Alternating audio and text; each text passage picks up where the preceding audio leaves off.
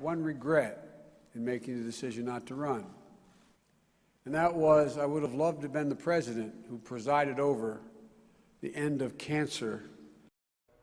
Former Vice President Joe Biden visited South by Southwest today, making his first major address since leaving office. And in his speech, he announced a new initiative he hopes will cure the illness that took his son's life. KXAN's Phil Prazen takes us to South by Southwest.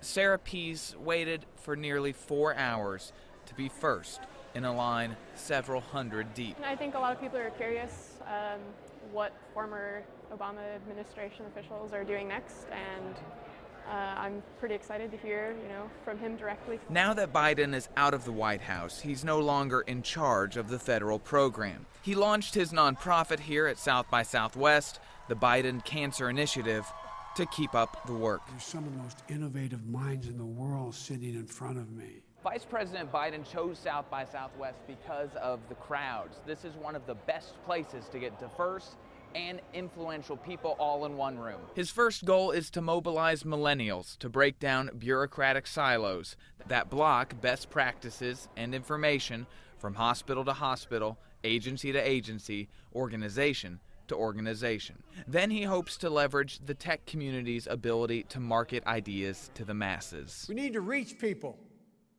to make it clear to them why it's important to get tested, how to do it, and why it's painless. He says the goal is to make cancer preventable and controllable for the next generation, not a death sentence.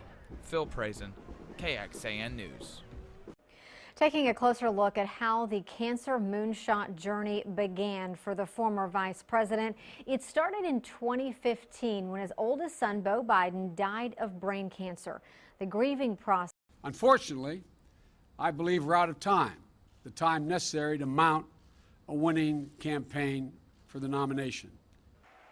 The grieving process, the reason Joe Biden did not run for president. 3 months later, in his last State of the Union, President Obama gave Vice President Biden a big challenge, putting him in charge of the cancer moonshot.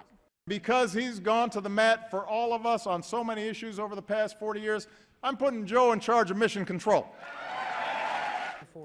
And in the vice president's last days in office, Congress approved funding, and lawmakers on both sides of the aisle honored his son. They unanimously voted to name the bill after Beau Biden and approved $1.8 billion in funding.